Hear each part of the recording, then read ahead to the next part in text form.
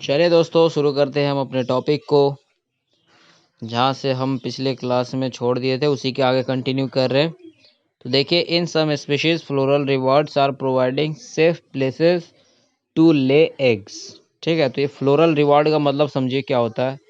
जैसे कोई भी इंसेक्ट हो गया या कोई भी पक्षी हो गया, अगर उसके पॉलन ग्रेन को लेके स्टिग्मा तक पहुँचाता है या पहुँचाती है, तो जो फूल होता है उसको कुछ रिवॉर्ड देती है। और वो रिवॉर्ड अभी इससे पहले हमने देखा था, वो था जो नेक्टर। ठीक है, अब यहाँ पे देखिए कह रहा है जो कुछ स्पीशीज होती है फ्लावर वाली, वो एक सेफ प्लेस प्रोवाइड कराती है अंडे देने के लिए। ठीक है, यानी फूल के अंदर अंडे देते हैं। और ये अंडे देने के लिए ये एक एमोर्फोफेलस नाम का प्लांट है। ठीक है, इसका फ्लावर जिसका जो हाइट होता है वो 6 फीट होता है, यानी 6 फीट लंबा फूल होता है इसमें। क्लियर हुआ? जिसके अंदर अंडे देती है, जिससे कि कोई बाहर से कोई प्रीडेटर उसको खा नहीं पाता। तो देखिए, ये लिखा हुआ in some species floral rewards are providing safe place, यानी वो जो फूल है वो रिवॉर्ड के रूप में उसको एक सेफ प्लेस प्रोवाइड कराता है। एक सेफ प्लेस मतलब वहाँ पे कोई और ना पहुँच पाए। An example is that of the tallest flower of Amorphophallus, और ये एग्जाम्पल है एमोर्फोफेलस का, जिसका कि फ्लावर का हाइट होता है 6 feet. A similar relationship exist between a species of moth and plant yucca, where both species moth and the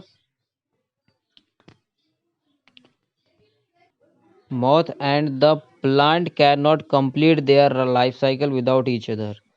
तो ये एक मौत हो गया और ये जो प्लांट था ये एक दूसरे के बिना अपने लाइफ साइकिल को कंप्लीट नहीं कर सकते। देखिए क्यों नहीं कर सकते।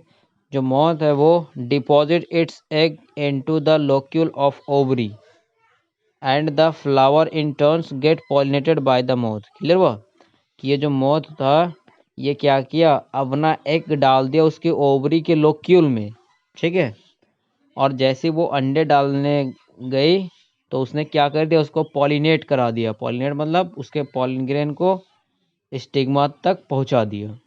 The larval stage of moth come out of the egg as the seeds start developing. Clear हुआ?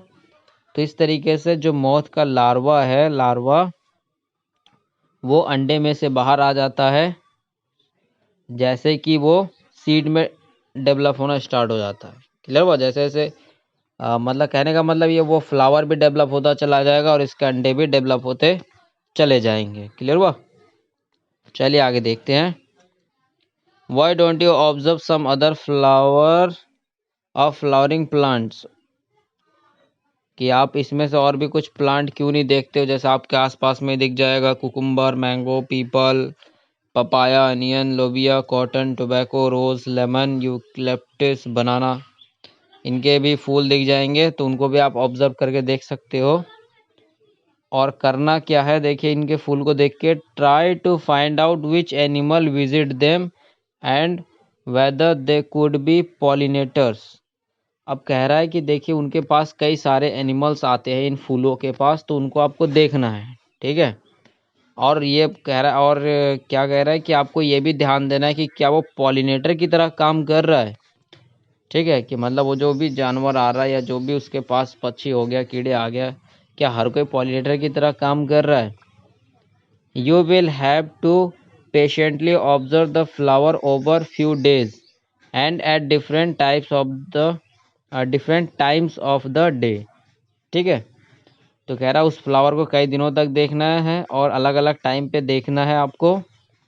You could also try to see whether there is any correlation in the characteristic of a flower to the animal that visits it।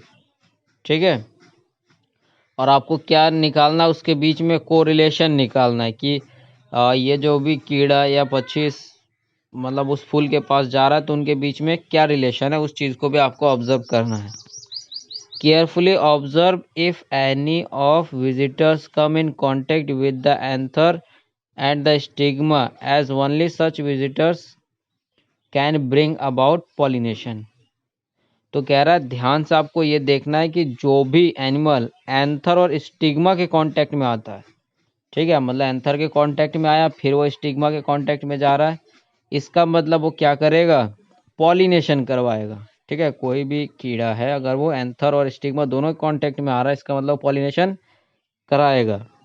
Many insects में consume pollen और nectar, कि कई सारे insect क्या कर सकते हैं, पॉलन या नेक्टर को कंज्यूम कर सकते हैं या ले सकते हैं विदाउट ब्रिंगिंग अबाउट पॉलिनेशन, यानी बिना पॉलिनेशन किए ही वो उस प्लांट के पॉलन या नेक्टर को ले सकते हैं। क्लियर हुआ ना,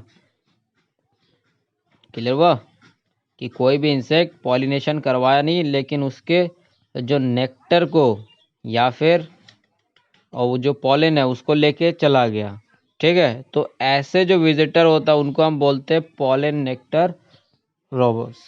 ठीक है, मतलब इनको हम एक तरीके से बोलते हैं चोर। ठीक है, किस चीज़ का, वो पॉलन चोर या नेक्टर चोर। क्लियर हुआ कि जैसे अगर कोई कीड़ा आया वो पॉलिनेशन करा दिया और नेक्टर ले जाए तब तो कोई बात नहीं कि हाँ चलो ठीक है हमारा भी फ़ायदा करवा के गया, खुद भी फ़ायदा ले गया। लेकिन ऐसे भी कुछ होते हैं जो सिर्फ हमारे नेक्टर या पॉलन लेके चले जाते हैं लेकिन पॉलिनेशन यानी उसके जो एंथर की पॉलन ग्रेन है उसको स्टिग्मा तक नहीं पहुंचाया, तो ऐसे ऑर्गेनिज्म को हम बोलते हैं पॉलन नेक्टर रोबोट्स। क्लियर हुआ। तो चलिए अब हम नेक्स्ट टॉपिक शुरू करते हैं, वो है हमारा आउटब्रीडिंग डिवाइस। तो आइए देखते हैं आउटब्रीडिंग डिवाइस में क्या है। Majority of the flowering plants produce hermaphrodite flowers and pollen grains are likely to come in contact with the stigma of the same flower। ठीक है, hermaphrodite मतलब ऐसा प्लांट या ऐसा एनिमल जिसमें मेल फीमेल दोनों हो। तो कह रहा है अधिकतर जो फ्लावर होता है, मेजॉरिटी फ्लावर होता है वो सारे hermaphrodite होते हैं और इनमें क्या होता है, जो पॉलन ग्रेन होता है उसी स्टिग्मा उसी फ्लावर के स्टिग्मा के कांटेक्ट में आ जाता है। Continued self pollination results in inbreeding depression। Flowering plants have developed many devices to discourage self-pollination to encourage cross pollination। Clear हुआ। तो कह रहा है ये जो भी हमारे एक ही फ्लावर के अंदर मेल फीमेल दोनों है तो इनमें मेनली हो जाता है सेल्फ पॉलिनेशन, तो हमें रोकना है सेल्फ पॉलिनेशन। क्या होता है, सेल्फ पॉलिनेशन हो जाएगा मतलब आपस में ही, तो इसको रोकने के लिए कुछ क्रॉस पॉलिनेशन के टेक्निक, यानी कि वो जो सेम फ्लावर के पॉलन ग्रेन उसके स्टिग्मा पे जा रहा है उसको हमें रोकना है और क्रॉस करवाना है, मतलब दूसरे किसी प्लांट के फ्लावर के पॉलन ग्रेन को दूसरे किसी स्टिग्मा पे लैंड करवाना है। In some species pollen release and stigma receptivity are not synchronise. तो कह रहा है कुछ स्पीशीज में तो ऐसा होता है कि मेल फीमेल दोनों तो एक ही प्लांट में होता है, लेकिन होने के बावजूद भी क्या होता है कि जब हमारा स्टिग्मा रिसेप्टिविटी होता है, ठीक है, जब स्टिग्मा रिसेप्टिविटी होता है तो उस टाइम पे पॉलन रिलीज नहीं होता है। ऐसा हो सकता है कभी पॉलन पहले रिलीज हो गया तो स्टिग्मा बाद में मैच्योर हुआ, या स्टिग्मा पहले मैच्योर हो गया पॉलन बाद में रिलीज हुआ। तो इसका मतलब क्या हुआ कि एक ही प्लांट में मेल फीमेल दोनों होने के बावजूद भी वो सेल्फ पॉलिनेशन नहीं कर पाते हैं। तो वही देखिए लिखा हुआ है pollen release and stigma receptivity are not synchronize. Synchronize मतलब ये जैसे तालमेल नहीं होता है, कभी पॉलन पहले बन गया तो स्टिग्मा बाद में डेवलप हुआ। Either the pollen is released before the stigma, कि पॉलन अगर स्टिग्मा के पहले ही रिसीव हो गया मतलब स्टिग्मा भी कंप्लीटली मैच्योर नहीं हुआ, स्टिग्मा बिकम्स रिसेप्टिव और stigma becomes receptive much before the release of pollen. ठीक है ना, कि स्टिग्मा पहले मैच्योर हो गया या फिर बाद में मैच्योर हुआ पॉलन ग्रेन से। In some other species the anther and the stigma are placed at different position. या फिर क्रॉस पॉलिनेशन क्यों होता है कि मान लो एक ही में है लेकिन उनका पोजीशन अलग अलग, जैसे एंथर का पोजीशन नीचे है स्टिग्मा का पोजीशन ऊपर है, तो उस टाइम पे भी हमारा जो पॉलन है, पॉलन ग्रेन, वो सही से नहीं पहुंच पाता है। That the pollen can not come in contact. Clear हुआ? तो ये क्या है, देखिए, एक ही फ्लावर में दोनों होने के बावजूद भी इसमें क्रॉस पॉलिनेशन हो जाता है। क्लियर हुआ ना? और क्यों होता है?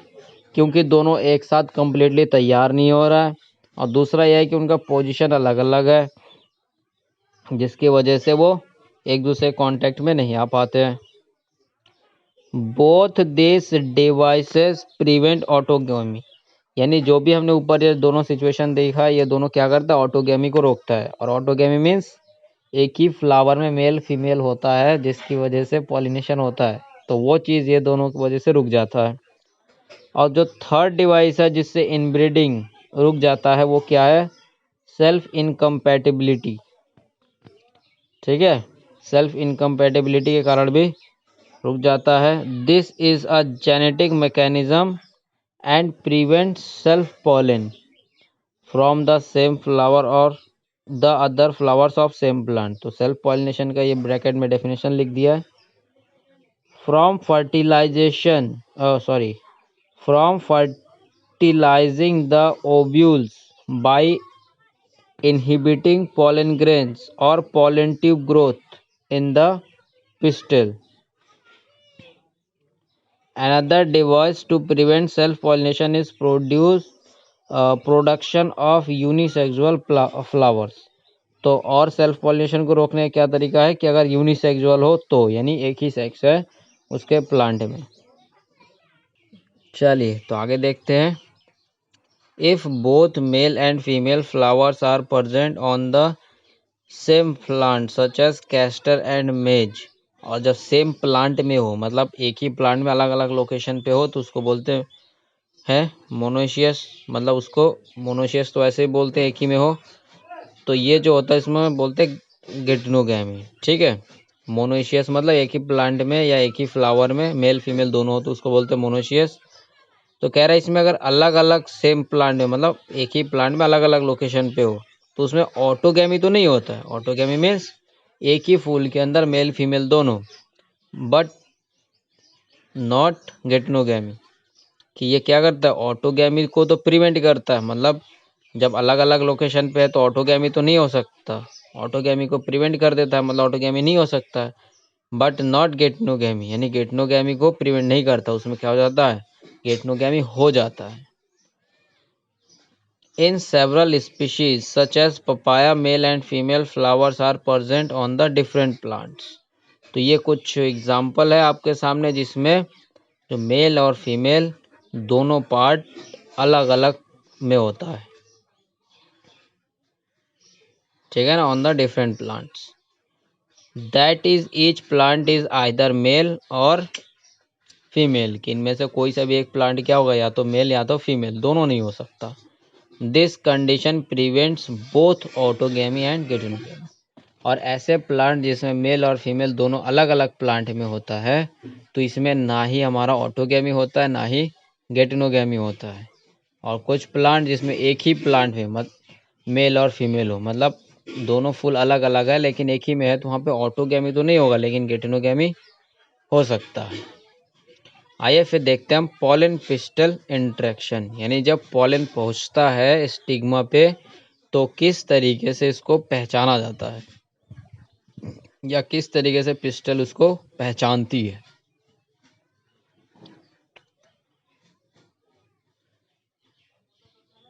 तो चलिए दोस्तों, इसके आगे हम टॉपिक नेक्स्ट वीडियो में कंटिन्यू करेंगे। आज के लिए बस इतना ही।